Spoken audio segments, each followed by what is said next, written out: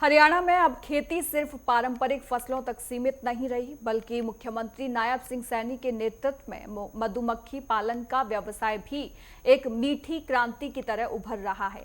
सरकार की नीतियों से प्रोत्साहित होकर राज्य के युवा अब इस क्षेत्र में कदम रख रहे हैं और आत्मनिर्भर बन रहे हैं। देखिए खास रिपोर्ट।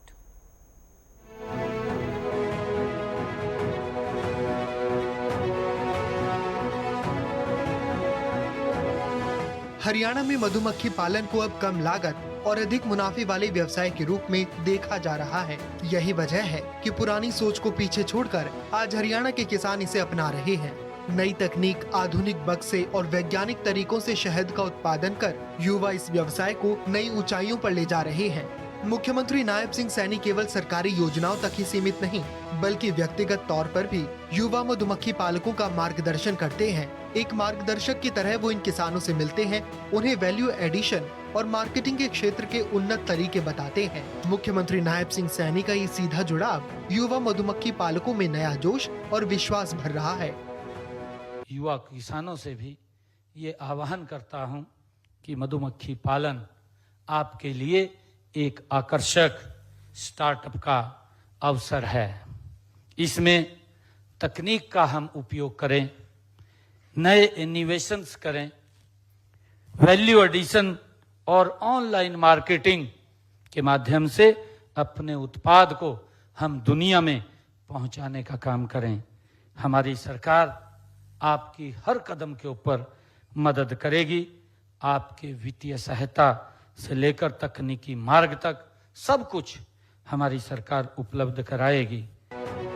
हरियाणा सरकार किसानों को ज्यादा लागत के दबाव से बचाने के लिए कई योजनाएं चला रही है, जिनमें से एक है भावांतर भरपाई योजना। इसी के तहत मधुमक्खी पालन के क्षेत्र में भी सीएम नायब सिंह सैनी के प्रयासों ने मधुमक्खी पालकों को बेहतर आय का जरिया दिया है। हमारी सरकार द्वारा एक अनूठी योजना भावांतर भरपाई योजना वर्ष 2018 में शुरू की गई, जिसका मैंने जिक्र किया है और मैंने ये भी बताया है कि इसके माध्यम से, भावांतर भरपाई के माध्यम से हमने कितना पैसा किसान के पास पहुंचाने का काम किया है। इसके तहत मंडी में लागत से जो कम भाव मिलता है उसका दबाव मेरे किसान के ऊपर ना पड़े, कहीं ना कहीं उस दबाव से बाहर करने का काम इस भावांतर भरपाई से हम करें।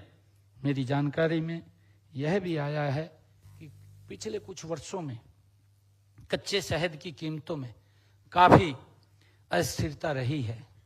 इसका दाम जैसा बताया भी गया है कि 70 रुपये किलो भी हुआ है, जो कि लागत मूल्य से बहुत ज्यादा वो कम है।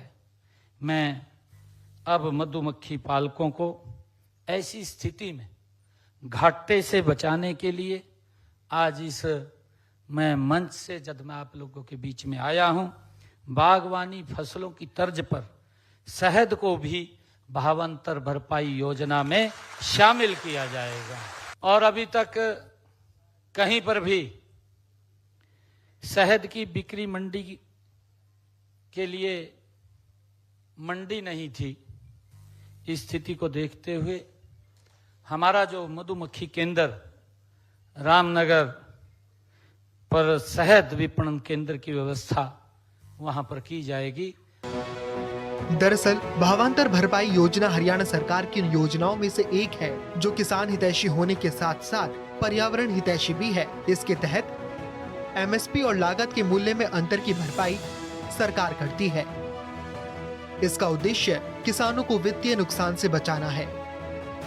मंडी में फसलों के दाम गिरने पर भी किसानों को घाटा नहीं होता।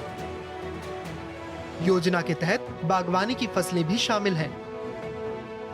मेरी फसल मेरा ब्यौरा पोर्टल के जरिए आसानी से राशि मिल जाती है। इस योजना के चलते किसानी में होने वाले जोखिम में कमी आई है।